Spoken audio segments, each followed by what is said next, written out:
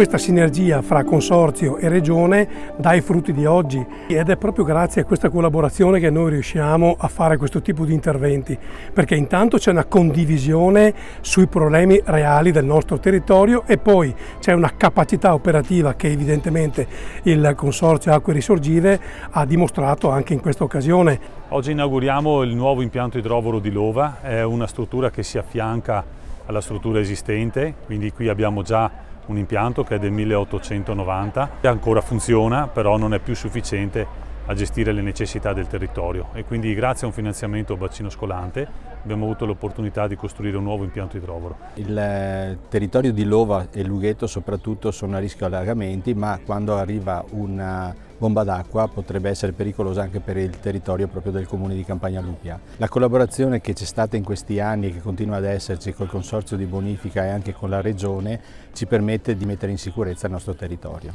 Questa è un'inaugurazione che inaugura un'opera che di fatto mette in salvaguardia il nostro territorio che per certi versi è molto fragile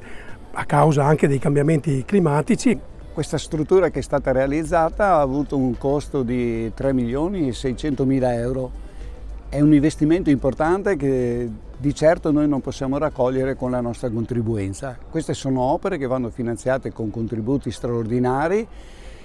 e in questo caso li abbiamo ottenuti attraverso la Regione Veneto, ma che si avvalsa della legge speciale per la salvaguardia della laguna di Venezia. Oggi abbiamo avuto la fortuna di avere qui presente con noi l'assessore Marcato e abbiamo fatto presente la necessità di rifinanziare queste leggi che hanno dato un grande contributo dal punto di vista della sicurezza idraulica al nostro territorio e non solo. Abbiamo necessità che intervenga la politica con le linee di finanziamento per poter pensare a quei progetti che naturalmente i consorzi da soli non riusciranno mai a realizzare, ma sono progetti per tutto il territorio, per tutte le attività produttive e naturalmente servono risorse.